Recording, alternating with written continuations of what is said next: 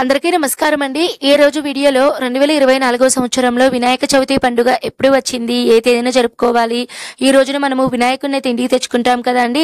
వినాయకుడి తొండము ఎటువైపు ఉంటే ఎటువంటి ఫలితాలు వస్తాయి, ఎటువంటి విగ్రహాన్ని ఇంటికి తెచ్చుకోవాలి, అలానే మనం వినాయక చవితిలో పూజ అంతా అయిన తర్వాత నిమజ్జనం అనేది ఎప్పుడు చేయాలి, వినాయక చవితి రోజున ప్రత్యేకంగా నీలాపనిందలు తొలగిపోవడానికి చంద్రుడిని అయితే అస్సలు చూడకూడదండి। మరి చంద్రుడిని ఏ రోజున చూడకూడదు, పూర్తి సమాచారం అంతా నేను ఈ వీడియోలో అయితే అందిస్తున్నాను। వీడియోని మాత్రం స్కిప్ చేయకుండా చూడండి। మన పురాణాల ప్రకారం వినాయక చవితి పండుగ హిందువులు జరుపుకునే ముఖ్యమైన పండుగలలో ఒక పండుగ అండి। భాద్రపద మాసంలో వచ్చేటువంటి శుక్లపక్షంలో 4వ రోజున చవితి తిథిన మనము వినాయక చవితి పండుగనైతే జరుపుకుంటామండి। ఈ వినాయకుని చవితి రోజున వినాయకుని జన్మదినంగా అయితే మనం జరుపుకుంటాము। ఈ రోజు నుంచి ప్రత్యేకంగా 9 రోజులు గణేష నవరాత్రులను పూజలు కూడా చేసుకుంటామండి। కొంతమంది గణేశునికి అయితే మనము వీధుల్లో కానీ రాష్ట్రాల్లో కానీ ప్రతి ఏరియాలో కూడా వినాయకుడిని పెట్టుకొని ఒక రోజు కానీ లేదా 3 రోజులు కానీ 5 రోజులు కానీ పూజ అనేది చేసుకుంటూ చివరి రోజు నిమజ్జనం అనేది చేస్తారండి। ఈ రోజున గణపతిని మనము మట్టితో చేసినటువంటి ప్రతిమను పూజించడం చాలా విశేషమైనదండి। ఈ రోజున వినాయక చవితి రోజున మట్టి గణపతిని ఇంటికి తెచ్చుకొని విగ్రహ ప్రతిష్టాపన చేసి గరికతో పూలతో పండ్లతో ఆ గణపతికి ఇష్టమైనటువంటి నైవేద్యాలతో మనం పూజ అనేది చేయాలండి। ఇప్పుడైతే మనం గణపతిని తెచ్చుకుంటాం కదండి, మరి గణపతి విగ్రహం ఎలా ఉండాలి, ఎలా ఉండేటువంటి విగ్రహాన్ని మనం ఇంటికి తెచ్చుకోవాలి నేను క్లియర్ గా తెలియజేస్తానండి। ముందుగా అయితే మనం మట్టి గణపతిని తెచ్చుకుంటాం కదండి, మట్టి గణపతికి మనము తొండం అనేది ఎడమవైపు కనుక ఉన్నట్లయితే ఇహలోక సుఖములు అనేటివి లభిస్తాయట అండి। అదే గణపతికి తొండము కుడివైపు కనుక ఉంటే ఆ గణపతిని క్షిప్ర గణపతి అనే పేరుతో అయితే పిలుస్తారండి। క్షిప్ర గణపతిని పూజించడం వలన తొందరగా మనకు అనేటివి నెరవేరుతాయి అని అర్థం అండి। తర్వాత గణపతి యొక్క తొండం అనేది మధ్యలో కనుక ఉన్నట్లయితే జ్ఞాన సంపద విద్యా బుద్ధులు అనేటివి పెరుగుతాయండి। మీకు ఎలాంటి గణపతి తెచ్చుకొని పూజ చేసుకోవాలని అనిపిస్తే అలాంటి గణపతిని అయితే మీరు తెచ్చుకోండి। ఇంతటి విశేషమైనటువంటి వినాయక చవితి పండుగ 2024వ సంవత్సరంలో ఎప్పుడు వచ్చింది, తేదీ తిథి వివరాలు ఇప్పుడు తెలియజేస్తానండి।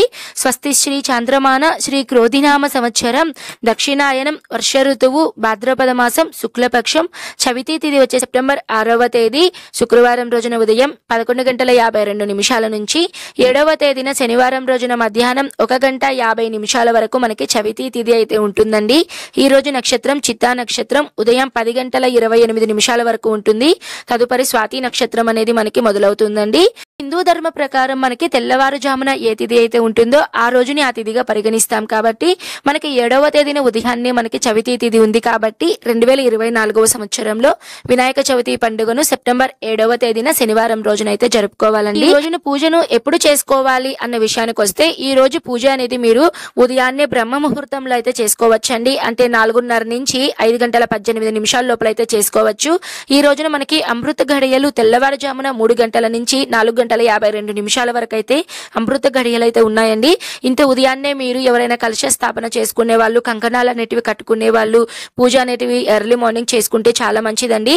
ఇది తప్పితే మళ్ళీ మీరు పూజ అనేది ఎప్పుడు చేసుకోవాలి అంటే ఉదయం 10:30 నుంచి 12:40 వరకు టైం అనేది బాగుందండి। ఈ టైంలో మీరు పూజ అనేది చేసుకోవాలండి।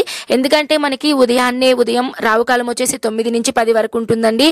అలానే మనకు దుర్ముహూర్తం వచ్చేసి ఉదయం 7:30 నుంచి 8:30 వరకు అయితే ఉంటుంది। వర్జ్యం వచ్చేసి ఉదయం 6:50 నుంచి 8:39 వరకు అయితే ఉంటుందండి। ఉదయం మనకి ఆల్మోస్ట్ 10:30 వరకు టైం అనేది అస్సలు బాలేదండి। కాబట్టి 10:30 తర్వాత మీరు 1 గంట లోపల మీరు ఎప్పుడైనా సరే మీరు పూజ అనేది చేసుకోండి।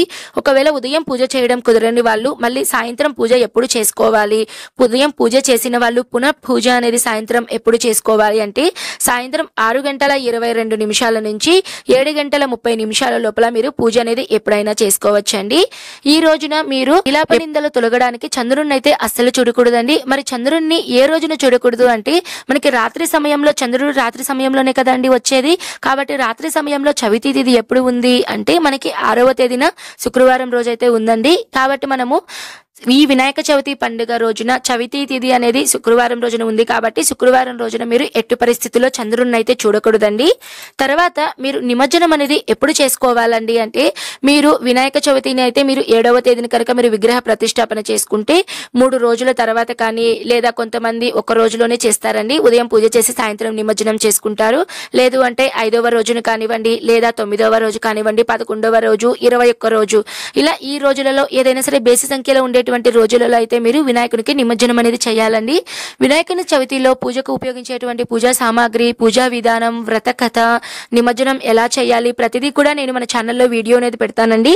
తప్పకుండా మన ఛానల్ని సబ్స్క్రైబ్ చేసుకోండి. ఓకే అండి, ఈ వీడియో మీకు ఉపయోగపడింది అని అనుకుంటున్నాను. నేను మరో మంచి వీడియోతో మీ ముందైతే ఉంటానండి. సర్వే జన సుఖినో భవంతు. స్వస్తి.